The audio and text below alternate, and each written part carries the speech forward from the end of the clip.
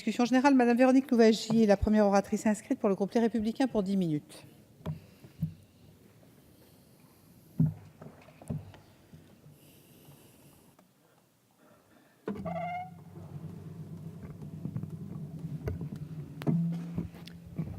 Madame la présidente, monsieur le ministre, messieurs les rapporteurs, mes chers collègues, ce projet de loi relatif à la transparence, à la lutte contre la corruption et à la modernisation de la vie économique est attendu. Aussi, c'est dans un état d'esprit constructif que je veux l'aborder, que nous l'abordons, ayant noté votre conviction, monsieur le ministre, que le Parlement soit étroitement associé à la construction de ce texte qui vise notamment à renforcer la confiance de nos concitoyens dans notre système politique et économique. Il s'agit de la loi Sapin II, car vous aviez déjà apporté une première loi de prévention de la corruption en 1993 dans le gouvernement de Pierre Bérégovoy. Le présent projet de loi porte l'ambition de renforcer la régulation financière française, ce qui contribuera d'une part à la stabilité financière et d'autre part à la compétitivité de la place financière de Paris. Outre un renforcement des pouvoirs de l'autorité des marchés financiers, de nouvelles règles, des droits nouveaux, des institutions nouvelles sont prévues.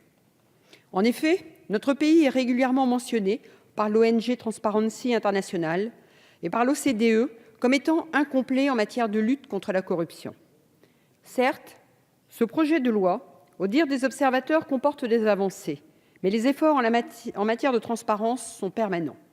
Contrairement à la formule selon laquelle « trop d'impôts tue l'impôt », nous pourrions affirmer sans être péremptoire que trop de transparence ne nuit pas à la transparence.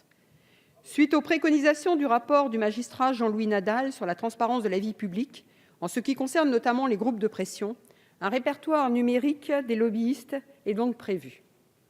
L'innovation passe également par la création d'une agence nationale de détection et de prévention de la corruption sur le modèle américain, remplaçant ainsi le service central de prévention de la corruption, sans pouvoir d'enquête, mais qui centralise et exploite des informations permettant d'appréhender ce phénomène.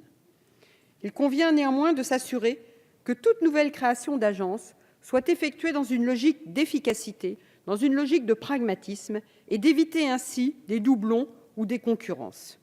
Si chacun ici, sur nos bancs, est désireux de renforcer la lutte contre la corruption, cela implique impérativement et nécessairement des moyens supplémentaires, autant humains que financiers.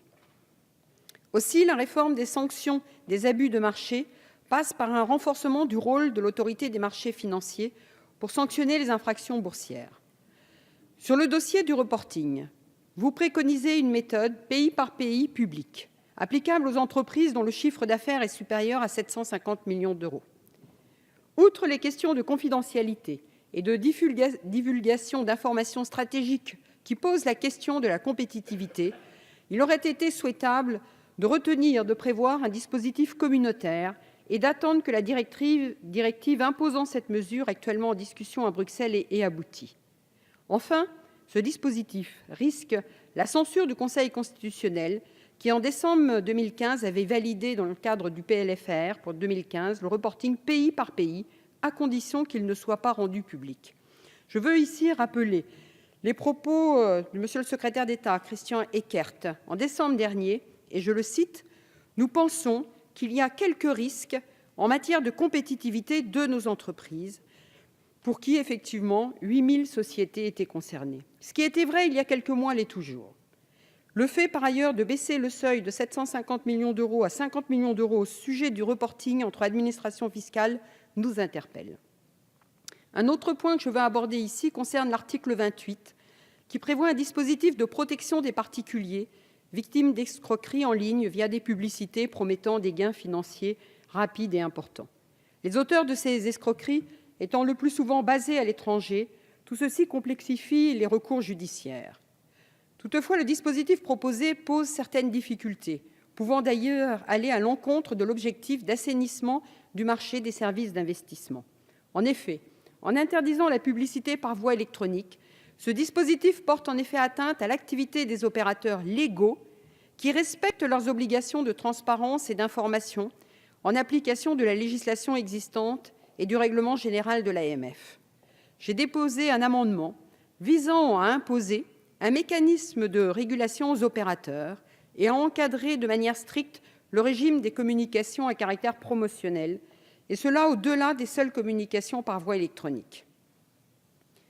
Les conséquences de ce dispositif, tel qu'il est proposé par le projet de loi, peuvent être inverses aux objectifs recherchés de lutte contre la fraude fiscale et contre le blanchiment d'argent. Des opérateurs légaux peu scrupuleux, y compris basés en Europe, et les acteurs illégaux domiciliés dans des pays tiers ne feront en effet que peu de cas d'une interdiction de publicité. Au contraire, ils bénéficieront de cette même interdiction s'appliquant aux opérateurs exerçant dans un cadre légal au titre de leur passeport européen, pouvant ainsi faciliter l'évasion fiscale, voire le financement d'activités illicites. Enfin, on peut s'interroger sur la solidité juridique du dispositif, tant au niveau français et européen, au regard de la proportionnalité d'une telle interdiction visant la publicité en ligne, alors qu'Internet est au cœur du modèle économique des prestataires de services d'investissement légaux. Afin de lever ces difficultés, tout en poursuivant l'objectif d'assainissement du marché et de protection des particuliers, il est proposé par cet amendement, d'une part, d'imposer un mécanisme de régulation aux opérateurs et, d'autre part, d'encadrer de manière stricte le régime des communications à caractère promotionnel, et cela au-delà des seules communications par voie électronique. Un autre point concerne le statut des auto-entrepreneurs. Le projet de loi, dans ses articles 37 et 39, entend apporter de la souplesse. Je suis ravie qu'en commission des finances, les arguments militant en faveur de l'assouplissement avec un mécanisme de lissage aient été entendus. Ainsi, le dispositif du lissage pendant 2 ans a été exclu du texte qui nous est ici soumis. Il faut, je pense, garantir un peu de stabilité au régime des auto-entrepreneurs.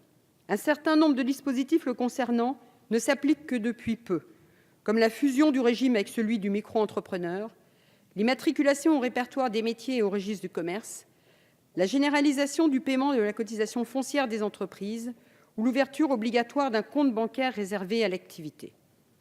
Or, déjà, l'article 39 prévoit la suppression de l'obligation pour les micro-entrepreneurs de détenir un compte bancaire dédié à leur activité professionnelle, alors que ce dispositif a été adopté il y a peu de temps dans le cadre du PLFSS 2015, avec une entrée en vigueur au 1er janvier 2015. Un autre point qu'il faut aborder ici concerne l'exigence de qualification.